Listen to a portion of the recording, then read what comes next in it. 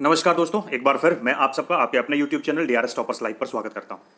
हम लोग आज करने चल रहे हैं आरओ एआरओ 2016 के पेपर में जो मैथ्स और रीजनिंग के क्वेश्चंस आए थे उनका। आप सभी जानते हैं कि अभी आरओ एआरओ 2016 का री एग्जाम होने जा रहा है, तो उस री एग्जाम को आप प्रैक्टिस भी कर रहे हैं। तो एग्जाम से पहले हम मैथ्स के कैसे क्वेश्चन पेपर्स आते हैं, मैथ्स और रीजनिंग के हूबहू सेम क्वेश्चन पेपर को आपके साथ डिस्कस करने चल रहे हैं। आपको पता है कि इसमें जो टोटल नंबर ऑफ क्वेश्चन आते हैं मैथ्स और रीजनिंग के वो होते हैं 15। तो चलिए बिना समय लेते हुए स्टार्ट करते हैं आज का ये लेक्चर और सॉल्व करते हैं 2016 में आए हुए मैथ्स और रीजनिंग के क्वेश्चंस को।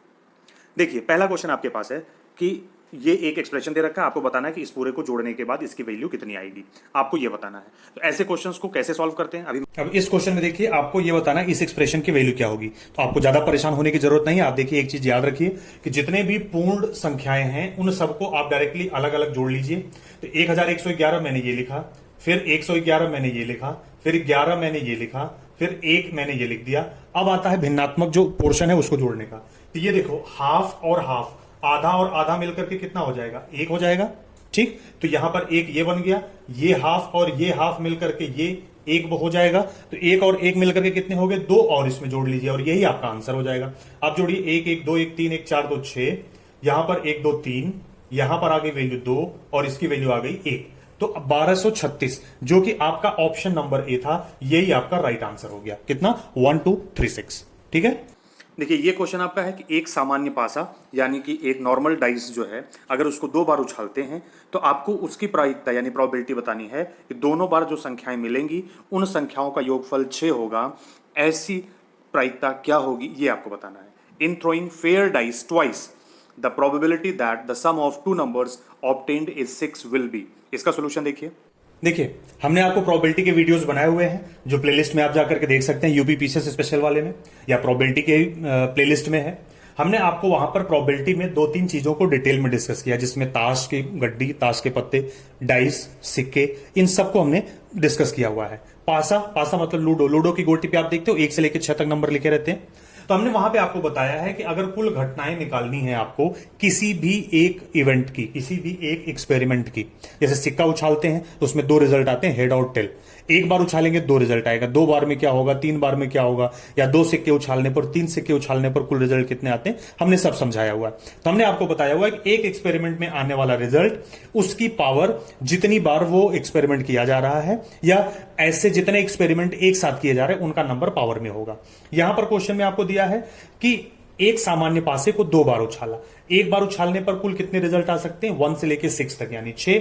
2 बार उछालना है तो 6 की पावर 6 यानी 36, कुल 36 रिजल्ट आ सकते हैं। डिटेल्ड आप वहां पे देख सकते हो। यहां पे हमने लिखा पक्ष में घटनाएं, मतलब जो आपको इस क्वेश्चन में कह रहा है वो कह रहा है कि जब हम लूडो को उछालेंगे तो 1 से लेकर 6 तक कोई नंबर आएगा, दूसरी बार उछालेंगे जब उस पासे को तो फिर से 1 से लेकर 6 तक नंबर आएगा। तो हमें ऐसे नंबरों का पेयर बनाना है जिनका सम यानी कि योगफल 6 आता हो। यानी कि अगर पहली बार में 1 आया और दूसरी बार में 5 आ जाए तो ये ऑप्शन हो सकता है।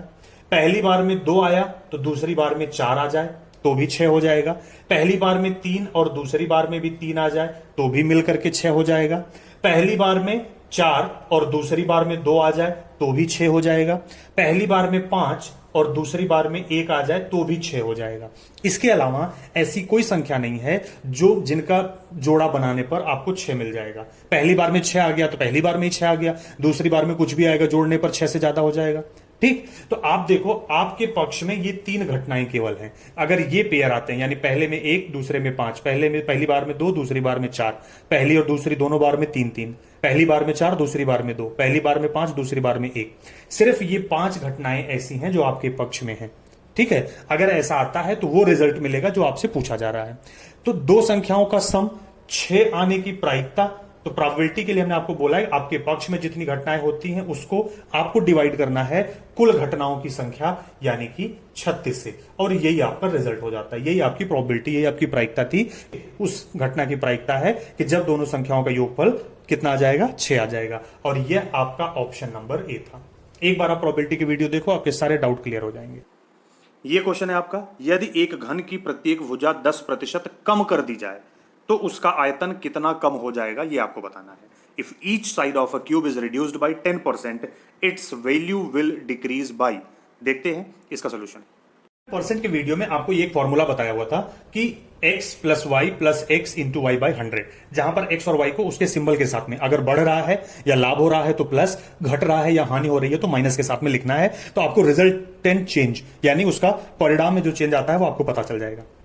यहां पे आपसे कहा गया कि घन की प्रत्येक भुजा 10% कम हो रही है। तो आप ये बताओ, घन का जो आयतन होता है यानी कि वॉल्यूम, वो क्या होता है? भुजा ए क्यूब यानी भुजा की पावर 3। भुजा की पावर 3 का मतलब हुआ a इंटू ए इंटू ए, यानी कि वही सेम राशि 3 बार आई है, यानी एक्स वाई जेड कह लो। इसमें भी 10% का नुकसान है, इसमें भी 10% का नुकसान है, इसमें भी 10% का नुकसान है। नुकसान मतलब कमी। ये तीनों वैल्यू 10-10% कम हो रही है। तो आपसे पूछ रहा है कि आयतन में एक्चुअल कितनी कमी आएगी। तो ऐसे निकालने के लिए देखो, यहां पर एक्स और वाई दोनों मान सेम है, तो यहां पर क्या करना है? पहले स्थान पर -10 प्लस दूसरे स्थान पर -10, पहले 2 का निकालते हैं, फिर 3 के दोनों का जो रिजल्ट आएगा उसके साथ तीसरे का चेंज निकालेंगे। ठीक, तो -10, फिर यहां पर आ जाएगा प्लस। अब यहां पर देखो ब्रैकेट में क्या है आपका? -10 इंटू -10 डिवाइडेड बाई 100। तो माइनस माइनस दोनों मिलकर के ये रिजल्ट आपका क्या आ जाएगा? -20। माइनस इंटू माइनस प्लस हो जाएगा, 0 0 0 0 कट गया, वैल्यू आ गई 1। तो -20 प्लस 1, तो रिजल्ट आपका आ गया -19। कितना रिजल्ट आ गया? -19। तो 2 का रिजल्ट आया -19। अब यही तीसरे के साथ क्या परिवर्तन देगा वो देखो, यानी कि अगर इसका सरफेस एरिया हम निकालते, क्या निकालते? सरफेस एरिया, तो जो चेंज आता वो आता -19, यानी कि 19% की कमी आ जाती। उसी घन में उसके पृष्ठ क्षेत्रफल में जो कमी आती वो कितनी आती? 19% की। अब पहली वैल्यू -19 हो गई और तीसरी वैल्यू हो गई -10। अब इसकी वजह से क्या कमी आएगी? यहां पर -19 और दूसरे में -10 का गुणा कर रहे हैं, बटा 100 लिख रहे हैं। -19 -10, तो ये वैल्यू हो गई -29। माइनस इंटू माइनस प्लस हो जाएगा, 1 0 से 1 0 कट गया, 19/10 यानी 1.9। अब देखो 29 में से 1.9, ये प्लस है तो घटेगा, कितना आ जाएगा? 29 में से 1 गया, आ गया 28, 28 में से 0.9 चला गया तो -27.1। इसका माइनस का मतलब हुआ कमी होगी। कितनी कमी हो रही है? 27.1% की कमी होगी। यानी कि अगर उसकी एक भुजा में 10% की कमी कर दें तो उसका जो आयतन है, आयतन में 27.1% की कमी होगी और उसका जो पृष्ठ क्षेत्रफल है, पृष्ठ क्षेत्रफल में 19% की कमी हो जाएगी। कितनी कमी हो जाएगी? 19% की। ठीक, तो अगर ऐसा कोई क्वेश्चन आता तो आप उसको इस तरीके से सॉल्व करेंगे। ठीक है, लेकिन यही क्वेश्चन अगर वृद्धि के लिए होता, अगर ये कहते उसमें वृद्धि हो रही है 10% की उसकी भुजा में, तो यहां पर हम देखो सीधा सीधा लिखते 10 + 10 + 10 × 10/100। यहां पर ये दोनों कट जाते और ये 10 10 20 ये आता प्लस 1, यहां पर वैल्यू क्या आ जाती? 21%। किसमें? क्षेत्रफल में, पृष्ठ क्षेत्रफल में वृद्धि कितनी आती? 21%। आयतन में वृद्धि के लिए 2 का तो 21 हो गया, अब तीसरे के साथ निकालो 21% प्लस 10% प्लस 21 × 10/100 करते, ये कट जाता 21 10, वैल्यू आ जाती कितनी? 31 प्लस 2.1 ये आ जाता और ये रिजल्ट आ जाता 33.1% की वृद्धि। ये किसमें होता? आयतन में, और ये किसमें है? पृष्ठ क्षेत्रफल में। ठीक है, तो वृद्धि में वैल्यू एड ऑन होती जाती है इसलिए और बढ़ जाता है, और कमी जब कमी करते हैं तो वो वैल्यू माइनस होती जाती है तो और कमी आ जाती है। ठीक है, वृद्धि में देखो ये कितना 21% है, वहीं ये चीज कमी में कितनी आ रही थी? 19% की कमी आ रही थी, और आयतन में यही वैल्यू कितनी आ रही थी? 27.1% की कमी आ रही थी जब कमी है तो। ठीक है, तो अब हम उम्मीद करते हैं आप इस तरह के क्वेश्चन को सॉल्व कर लेंगे। अगला क्वेश्चन, अब ये क्वेश्चन आपका है कि एक धन ए बी सी और डी में इस प्रकार बांटा गया कि ए और बी को 3:5 के अनुपात में, बी और सी को 6:7 के अनुपात में, सी और डी को 8:9 के अनुपात में अगर प्राप्त करें तो आपको बताना है कि ए और डी को प्राप्त होने वाले भागों का अनुपात क्या होगा।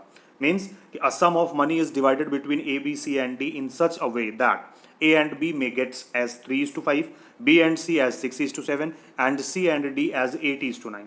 The ratio in which A and D gets is, आपको बताना है इसका आंसर क्या होगा। तो देखते हैं इसका सॉल्यूशन। देखो ये क्वेश्चन आपको दे रखा है कि A अनुपात B 3:5 है, B C 6:7 है, C D 8:9 है। आपसे अगर पूछा है केवल पहले और आखिरी का अनुपात क्या है, तो हमने आपको बताया हुआ है ये रेशियो में कि जब आप रेशियो एंड प्रोपोर्शन का वीडियो देखिए तो हमने आपको बताया अगर फर्स्ट और लास्ट का आपको रेशियो चाहिए तो आप सभी अनुपातों का आपस में गुणा कर दो। मतलब A/B, A:B, A अनुपात B का मतलब होता है A/B गुणे, B:C का मतलब होता है B/C गुणे, C:D का मतलब होता है C/D इज इक्वल टू। अब आप देखो A/B की जगह पर आप क्या लिखोगे? 3/5 गुणे, B:C की जगह पे 6/7 गुणे 8/9। यहां पर देखो कैंसिल होगा, 3 × 9 और 3 दूना 6, बाकी कुछ कटेगा नहीं। 8 दूनाई 16 बटा 5 सत्ते 35। राइट साइड में क्या आ गया 16 बटा 35। इधर देखो C से C कटेगा, B से B कटेगा, आपको मिल गया केवल A बटा D। और A बटा D का मतलब हो गया कि A बटा D की वैल्यू आ गई 16 बटा 35, यानी कि A अनुपात D, सॉरी B की जगह क्या होगा A अनुपात D, इसकी वैल्यू हो गई 16 अनुपात 35। ठीक है, और ये 16 अनुपात 35 आपका ऑप्शन नंबर डी था। तो ऑप्शन डी आपका सही उत्तर था, 16 अनुपात डी। ठीक, अब इसी ऐसे क्वेश्चन में कई बार पूछ लेता है कि आप बताओ ए अनुपात बी अनुपात सी अनुपात डी, चारों का पूछता, तो इसके लिए भी हमने तरीका बताया हुआ है। आप प्लेलिस्ट में जाकर के रेशियो प्रोपोर्शन के वीडियो को देखिए। आपको केवल ए और सी का अनुपात पूछता तो हम केवल इन दोनों को गुणा करते, ए और सी का अनुपात हमें मिल जाता। ठीक है ना, तो इस तरह के क्वेश्चन को आपको ऐसे सॉल्व करना है। ये क्वेश्चन है, दो संख्याओं का योग 10 है तथा उनके वर्गों का अंतर 40 है, दोनों में बड़ी संख्या कौन सी है, ये आपको बताना है। The sum of two numbers is 10 and the difference of their squares is 40, which is larger of the two numbers. तो देखते हैं इसका सोल्यूशन। इस क्वेश्चन में आपको दिया a प्लस बी 10 है और संख्याओं के वर्गों का अंतर यानी a square minus b square 40 है। तो आप जानते हो a square minus b square का मतलब हुआ कि a प्लस बी, इसका दो फैक्टर होते हैं, a प्लस बी और दूसरा होता है a माइनस बी, ये बराबर हो गया 40। a प्लस बी की वैल्यू 10 होती है, तो अगर मैं यहां लिखूं 10 गुणे a माइनस बी बराबर 40, तो 10 चौको 40, आपको मिल गया a माइनस बी बराबर 4। आपसे पूछा है आप बताओ कि इन दोनों में बड़ी संख्या कौन सी है। तो आप देखो a माइनस बी बराबर 4 है, a प्लस बी बराबर 10 होता है। दोनों इक्वेशन को अगर हम ऐड कर दें, यहां पर जोड़ दो तो b कट जाएगा, आपको मिलेगा 2a बराबर 14, यानी कि a बराबर 7।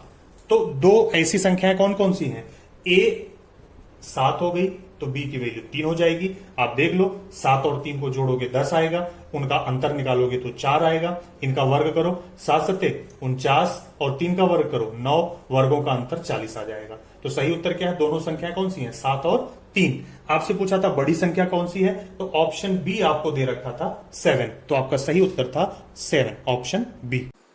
ये क्वेश्चन है, एक लड़के से कहा गया कि वह एक संख्या के आधे को 6 से भाग दे, शेष आधे को 10 से भाग दे और प्राप्त उत्तरों को जोड़ दे।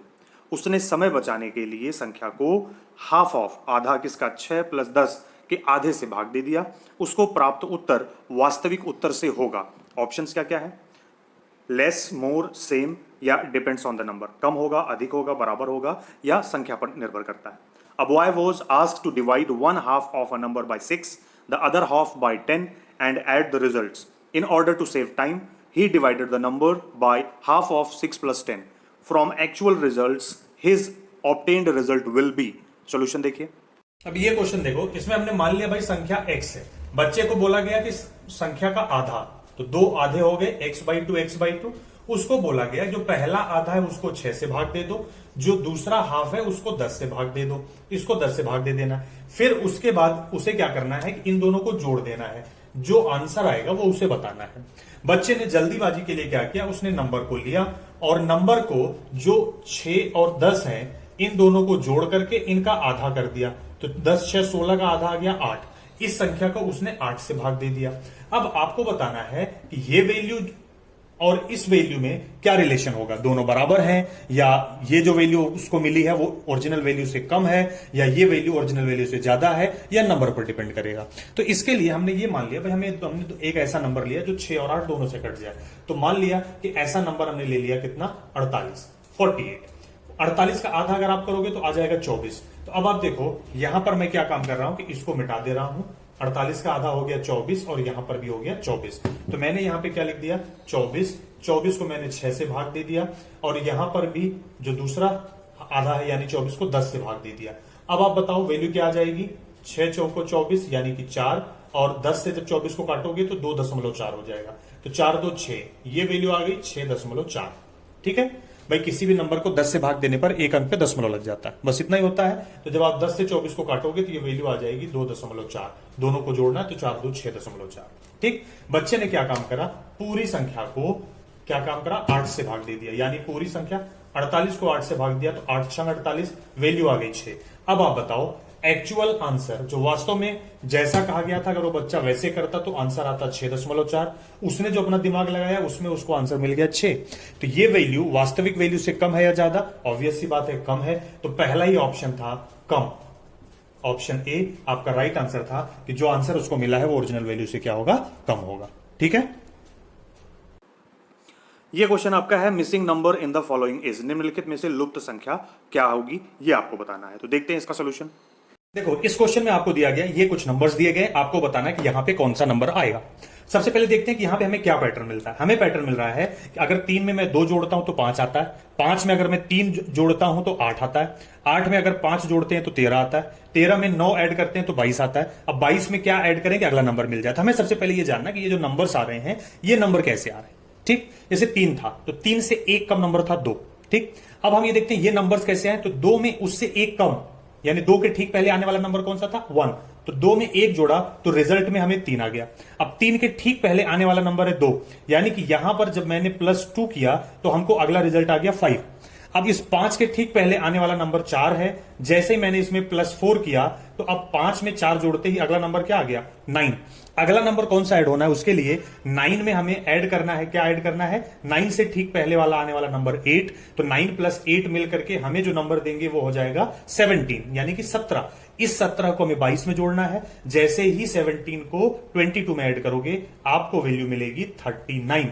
इसका मतलब यहां पर जो मिसिंग नंबर है वो है 39 और आपका ऑप्शन नंबर बी दिया हुआ था 39। देखिए, ऐसे क्वेश्चंस के लिए कोई फॉर्मूला नहीं है, बस प्रैक्टिस आप करेंगे, आपको पैटर्न दिखेगा। कोई भी पैटर्न कहीं पर भी अप्लाई हो सकता है। जो कॉमन पैटर्न आपको दिख जाए वही पैटर्न से आप उसको सॉल्व करो और आपको आपका आंसर मिल जाएगा। ठीक है। अगला क्वेश्चन भी देखिए, वो भी इसी तरीके से है, बिल्कुल सेम पैटर्न पे ये भी क्वेश्चन है आपका। निम्नलिखित चार्ट में लुप्त संख्या ज्ञात कीजिए, find the missing number in the following chart. इसमें से यहां पर कौन सा नंबर आएगा वो आपको बताना है। तो चलिए इसका सोल्यूशन देखते हैं। अब जैसे ये क्वेश्चन आप देख लो, इस क्वेश्चन में आपसे बोल रहा है कि भाई यहां पे कौन सा नंबर आएगा। अब फिर से आपको कोई पैटर्न ढूंढना है। तो पैटर्न इसका बहुत सिंपल है। आप देखो, फर्स्ट और लास्ट नंबर को ऐड करो। तो 5 और 2 को जब आपने ऐड किया तो ये रिजल्ट आ गया 7 और उसका आधा कर दो। तो 7 का आधा आता है 3.5। क्या आता है? 3.5, यानी 3.5। तो इसमें से जो पूर्ण संख्या है 3 वो यहां बीच में आ जाती है। ठीक है। अगला देखो, 17 और 8 को जब आप जोड़ोगे रिजल्ट आएगा कितना? 25। 25 का आपने आधा किया तो आपका आंसर आ गया 12.5, 12.5। तो इस 12.5 में कंप्लीट नंबर कौन सा है? 12। तो यहां पर आपका आ गया 12। ऐसे ही आपको इसको और इसको जोड़ देना है और उसका आधा करना है। तो 23 और 38 को जब हम जोड़ते हैं तो वैल्यू आती है कितनी? 61। 8 और 3 11 का 1, 3 2 5 1 6। 61 का जब हम आधा करेंगे तो हमारी वैल्यू आ जाएगी 30.5। इसमें से जो पूर्ण संख्या है 30, तो यहां पर जो नंबर आना चाहिए वो नंबर आना चाहिए 30। और आपका जो ऑप्शन सी है, ऑप्शन सी आपको दिया हुआ था 30, तो सही आंसर हो गया 30। ठीक, इसी तरीके से आपको ऐसे जब भी क्वेश्चन मिलेंगे तो आपको बस पैटर्न ढूंढना है और पैटर्न में आपको आपका आंसर मिल जाएगा। क्लियर? चलिए अगला क्वेश्चन देखते हैं। एक पंक्ति में P बाएं से 10वें तथा Q दाएं से 12वें स्थान पर है। यदि P और Q अपने अपने स्थान बदल लेते हैं तो P बाएं से 18वां हो जाता है। P और Q के अतिरिक्त पंक्ति में अन्य व्यक्तियों की संख्या क्या है ये आपको बताना है। तो चलिए देखते हैं इसका सोल्यूशन। अब देखो, जैसे ये क्वेश्चन आपको दिया कि P बाएं से 10वें स्थान पर है, यानी कि ये पोजीशन नंबर 10, तो इसके पहले कितने हैं? 9 लोग। ये दाएं से 12वें स्थान पर है, इसका मतलब इसके बाद में कितने लोग हैं? 11। कह रहे हैं इन दोनों का स्थान बदल दिया जाए, यानी इस जगह पर Q आ जाए और इस जगह पर जब P आ जाता है तो P का जो बाएं से पोजीशन है, यानी ये जो पोजीशन है ये हो जाती है किस कौन सी? 18वीं, 18th पोजीशन ये हो जाती है। ये अगर 18 है तो इसके पहले कितने लोग बच गए? 17 लोग इसके पहले बच गए। और इस पोजीशन के बाद में कितने लोग हैं? आपने अभी ये ऊपर देख रखा है कि इसके बाद में है 11 लोग। पहले 17, बाद में 11 और ये 18वीं पोजीशन है। तो आपसे अगर पूछता है कुल कितने लोग हैं तो आप इन दोनों को जोड़ दो, 18 और 11, ये वैल्यू आ जाती है 29। कुल कितने लोग हैं? 29। लेकिन क्वेश्चन में पूछा है कि P और Q को छोड़कर, P और Q के अलावा इस लाइन में, इस रो में, इस पंक्ति में कितने लोग हैं? तो P और Q इन दोनों को छोड़कर, यानी कि टोटल हुए 29। 29 में से अगर ये 2 माइनस कर दो तो एग्जैक्ट वैल्यू आ जाती है 27। गलती सबसे हुई है, सबने यही किया है, टोटल निकाला 29 और 29 ऑप्शन को टिक कर दिया जो पहला ऑप्शन था। लेकिन यहां पर कुल लोगों की संख्या नहीं पूछा है, आपसे पूछा है P और Q के अलावा, other than P and Q कितने लोग हैं। तो टोटल में से ये 2 माइनस कर दो, 27, और आपका राइट ऑप्शन था ऑप्शन बी जिसका वैल्यू थी 27। यही आपका सही उत्तर था। तो ध्यान से ऐसे क्वेश्चंस को पढ़िए और इनके आंसर्स को दीजिए, बहुत ही आसान क्वेश्चन होते हैं ये। ये क्वेश्चन आपका है, शैलेश उत्तर की ओर 4 किलोमीटर चलता है, वह बाएं मुड़ता है और 6 किलोमीटर चलता है, पुनः वह दाएं मुड़ता है और 4 किलोमीटर चलता है, प्रारंभिक बिंदु से वह कितनी दूर है। तो इसका सोल्यूशन देखिए। अब जैसे ये क्वेश्चन दिया आपको कि शैलेश क्या करता है भाई, मान लो ये इसका स्टार्टिंग पॉइंट है, शैलेश का 4 किलोमीटर नॉर्थ उत्तर की तरफ जा रहा है, ठीक। आप ये देखो नॉर्थ साउथ ये हो गया और ये आपका है ईस्ट वेस्ट, ठीक। अब यहां से 4 किलोमीटर उत्तर की तरफ चल के यहां पहुंचा, यहां पहुंचने के बाद वो अपने लेफ्ट, तो उसका लेफ्ट हुआ इधर, इधर लेफ्ट होगा और इधर उसका क्या होगा राइट, तो वो यहां से क्या हुआ अपने बाएं तरफ मुड़ा, 6 किलोमीटर चल के यहां पहुंचा। अब उसकी दिशा इधर है, अब जब वो इस डायरेक्शन में चल रहा है तो इस डायरेक्शन में इधर उसका राइट होगा और इधर उसका क्या होगा लेफ्ट। यहां 6 किलोमीटर जाने के बाद फिर वो दाएं मुड़ता है, राइट मुड़ता है और 4 किलोमीटर जाता है और ये उसका एंड पॉइंट हो जाता है, लास्ट पॉइंट पहुंच गया। अब आपसे पूछ रहे हैं कि वो उसके लास्ट पॉइंट और उसके फर्स्ट पॉइंट के बीच में कितना डिस्टेंस है, ये आप बता दो। तो अब आप देखो, आपको बताना है यहां से ये डिस्टेंस कितनी है। इसी के जस्ट बगल में देखो, मैं यहां पे बना दे रहा हूं एक दूसरा डायग्राम कि अगर आप इसको देखो सिंपल सा, ये ऐसे हो गया और इसको मैंने ऐसे कर दिया, 6 किलोमीटर को नीचे ले आया, 4 किलोमीटर को लेफ्ट में ले आया, तो ये 4 और ये 4 मिलकर के ये हो गए 8 किलोमीटर और ये हो गया 6 किलोमीटर, ठीक। स्टार्टिंग पॉइंट यहां था, एंड पॉइंट यहां पर है, इन दोनों के बीच की दूरी आपको चाहिए, ठीक। तो अब आप देखो ये एक समकोण त्रिभुज बन रहा है, एक भुजा 6 किलोमीटर, दूसरी 8 किलोमीटर, तो आप ये कर्ण का जब मान निकालोगे तो 8 का वर्ग 64, 6 का वर्ग 36, जोड़ने पर आ जाएगा 100 और 100 का जब आप वर्गमूल निकालोगे तो वैल्यू आ जाएगी 10, यानी कि वो अपने प्रारंभिक स्थान से 10 किलोमीटर की दूरी पर है प्रेजेंट टाइम में, ठीक। अब देखिए जैसे ये क्वेश्चन आपको दिया गया, यदि 3 × 4 3 × 4 में, अब आप देखो पैटर्न क्या दे रहे हैं, 4 का वर्ग 16 पहले लिखा, 3 का वर्ग 9 आ रहा था तो 2 अंक में करके 09 बाद में लिखा, 6 का वर्ग 36 पहले लिखा, 5 का वर्ग 25 ठीक उसके बाद में, 2 का वर्ग 4 पहले लिखा, 1 का वर्ग 1 आता है तो उसको 0 1 करके यानी 2 अंकों में कन्वर्ट करके बाद में लिखा। तो बिल्कुल वैसे ही होगा, 7 का वर्ग होता है 49 और 4 का वर्ग होता है 16, तो 4916 आपका आंसर होगा। तो आपका आंसर हो गया ऑप्शन डी 4916। बस पैटर्न को देखो और अब सॉल्व करो। अब जैसे ये क्वेश्चन देखिए, यहाँ पर आपको ये कह रहे हैं कि सिस्टर को अगर इस तरीके से लिखा गया और ARC को इस तरीके से, इसका मतलब हर एक अल्फाबेट के लिए एक नंबर है। जैसे आप देखो S के लिए आपको क्या मिलेगा 2 मिलेगा, ठीक है, और यही चीज I के लिए आपको 1 मिलेगा, S के लिए फिर से 2 मिलेगा, T के लिए अगर आप देखोगे तो 3 है, R के लिए आपको क्या मिल रहा है 5 मिल रहा है, ठीक। तो अब आप अगर इसी चीज को और कंफर्म करना चाहो आप यहाँ से देख लो, ARC में A के लिए आपको वैल्यू 6 दे दी गई है, R के लिए वैल्यू आपको 5 दे दी गई है, C के लिए वैल्यू 8 दे दी गई है। तो आपको अरेस्ट की वैल्यू बतानी है। तो आप देखो A का मतलब आपने यहाँ पर देखा 6 पहला नंबर, 2 R है तो R के लिए वैल्यू आपके पास 5 है, यानी 6 के बाद आपका 55 आएगा यानी 655। अब आप ऑप्शन देखो तो सभी में 655 है। उसके बाद आता है E और यहाँ पर E दूसरे नंबर पर, यानी E का मतलब हो गया 4, तो 655 देन 4, तो 655 4, कोई ऑप्शन है सिर्फ ये बी वाला ऑप्शन, तो यही आपका राइट आंसर हो गया। अगर किसी और में 4 भी रहता तो S और T के लिए भी हम ऑप्शन लिख लेते कोड, तो S के लिए हो जाता 2 और T के लिए हो जाती वैल्यू 3, तो यानी आप देख लो ये 2 3, तो आपका राइट आंसर हो गया 655423, ठीक है। अब ये क्वेश्चन आपको दिया है कि ABZY CDWX EFVU, इसके बाद पूछ रहा है कि अगला क्या होगा। तो अगर आप इसका सोल्यूशन देखो तो इसका सोल्यूशन होगा, देखिए आप इसमें देखिए AB के बाद ZY, मतलब A का Z और B का Y लिखा गया। A के सामने Z आता है, B के सामने Y। अगर हम A से लेके M तक और फिर वहीं से रिवर्स में N से Z तक लिख दें अल्फ़ाबेट्स को, तो आप देखो A के सामने Z आता है तो A के लिए Z और B के लिए Y लिखा। आगे देखिए C के लिए W और D के लिए X, C के लिए W, यानी देखो ये क्रॉस जा रहा है, और D के लिए X लिखा। फिर आगे देखते हैं E के लिए V और F के लिए U, E के लिए V और F के लिए U लिखा। तो इसके बाद अगला जो आएगा GH में क्रॉस जाएगा, G के लिए S और H के लिए T, तो आपका लिखा जाएगा GHST। देखो पहला ऑप्शन आपका है GHST, ये आपका राइट आंसर हो जाएगा इस क्वेश्चन के लिए, ठीक है। चलिए अगला क्वेश्चन देखते हैं। ये क्वेश्चन आपको दे रखा है कि A का भाई B है, B की पत्नी C है, E A की बेटी है, D B का पुत्र है, F E का भाई है, G D की बहन है, तो A और G का क्या संबंध है, आपको ये बताना है, ठीक है। तो चलिए देखते हैं इसका सोल्यूशन। ऐसे क्वेश्चंस को अगर आप फटाफट ड्रॉ करके देखोगे तो तुरंत इसका सोल्यूशन आपके कुछ भी पूछेगा आपको बता सकते हो। आपको दिया है A का भाई B है, इसका मतलब ये दोनों भाई हो गए, कोई बात नहीं।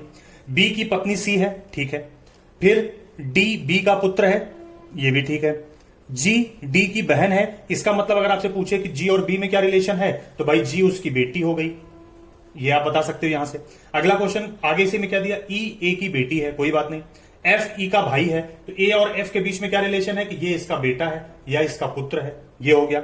अब आपसे पूछा है, आपसे जो क्वेश्चन में पूछा है कि जी और ए जी का क्या लगता है, ठीक है, ए जी का क्या है, तो आप देखो भाई जी भाई की बेटी है, तो ए जी का सीधा सीधा क्या लगेगा, चाचा, क्या लगेगा, चाचा। और ये ऑप्शन आपका नंबर सी था, अंकल, चाचा, ठीक है। ऐसे क्वेश्चंस को आप इसे ड्रॉ करो और जो भी पूछेगा आप बता सकते हो। अगर आपसे पूछता एफ का ए के साथ क्या रिलेशन है, तो आप बता देते एफ ए का बेटा है। आपसे पूछता जी का बी के साथ क्या रिलेशन है, तो जी बी की क्या है, बेटी है, ठीक। जी का सी के साथ क्या रिलेशन है, जी बी सी की क्या है, बेटी है, ठीक है। सी का ए के साथ क्या रिलेशन है, तो सी ए की भाभी है, सिंपल, ठीक है। तो ऐसे क्वेश्चंस को अगर आप ड्रॉ करोगे तो फटाफट ऐसे आंसर आपको मिल जाएंगे। अब ये क्वेश्चन आप देखो, इसमें बताना है कि निम्नलिखित अक्षर श्रेणी में लुप्त अक्षर क्रम से है, कौन सा नंबर जो मिसिंग है वो आएगा। अब आप यहां पर अगर आप इस चीज को देखोगे तो यहां पर ए बी, अगर हम एक सीरीज बनाए सी, क्या बना दिया, ए बी सी, बीच में एक नंबर बी लिख देते हैं जो हर 3 के बाद आएगा। फिर उसके बाद ए बी सी, बीच में बी आ गया। फिर इसके बाद आता है ए बी सी, और ये बी देखो हर 3 के बाद आ रहा है। तो आपका जो मिसिंग नंबर है वो हो जाएगा क्या, सी बी बी, और फिर उसके बाद सी ए बी। तो देखो C B B C A B, option C आपका राइट आंसर है। बाकी और किसी के साथ एक पैटर्न नहीं बनेगा। ऐसे क्वेश्चन में प्रॉपर पैटर्न होता है, ठीक है। तो आप किसी को भी रख करके देखो, यहाँ पर वैल्यू रख करके देखोगे तो नहीं बनेगा पैटर्न। जैसे मान लो अगर हम इनमें से किसी और को रखते हैं, इन वैल्यूज में से हमने यहाँ पे रख दिया क्या, अगर हम पहला ऑप्शन लेते हैं तो हमारा क्या आएगा, ए बी के बाद बी आएगा, फिर सी सी। अब यहाँ पर देखो अगर आप इसको लिखोगे बी सी, ये लिख दिया, फिर यहाँ पर आप लिख दोगे बी सी, ये बन गया। तो अब फिर इसके बाद अगला क्या आ रहा है आपका, बी बी। इनमें कोई पैटर्न नहीं आ रहा, देखो आप ए डबल बी सी, फिर ए बी सी बी, फिर बी बी सी बी, ये इस तरह से बन रहा है, इसमें कोई पैटर्न नहीं आ रहा है, ठीक है। तो ये इस तरह से आप सब में चेक करेंगे, कोई पैटर्न नहीं आएगा, इसके साथ ही आपका पैटर्न बनेगा और वही पैटर्न आपका सही रहेगा। ये पैटर्न आपका बनता है ए बी सी, उसके बाद बी आता है, फिर ए बी सी, फिर बी, फिर ए बी सी, फिर बी, ठीक है। तो A B C B, A B C B, A B C B, इस तरह से ये पूरा पैटर्न आपका बन जा रहा है, और वो सिर्फ इस ऑप्शन के साथ। तो इस वीडियो में इतना ही, फिर मिलते हैं अगले वीडियो में। तब तक आप देखते रहिए videos bye DRS toppers live, और अपने सभी आने वाले एग्जाम से रिलेटेड क्वेश्चंस को देखिए। आपके जो भी डाउट्स हैं, जो भी क्वेरीज हैं, आप हमें कमेंट में लिख सकते हैं। आप हमें हर सोशल मीडिया प्लेटफॉर्म पर अवेलेबल डीआरएस टॉपर्स लाइव या डीआरएस मैथ्स के उस पर जा करके आप हमें कमेंट में आप भेज सकते हैं, और हम आपके क्वेश्चंस का सोल्यूशन आप तक पहुंचाते रहेंगे। थैंक यू सो मच इस वीडियो को देखने के लिए। मिलते हैं अगले वीडियो में कुछ नई चीज़ों के साथ में। Thank you so much once again.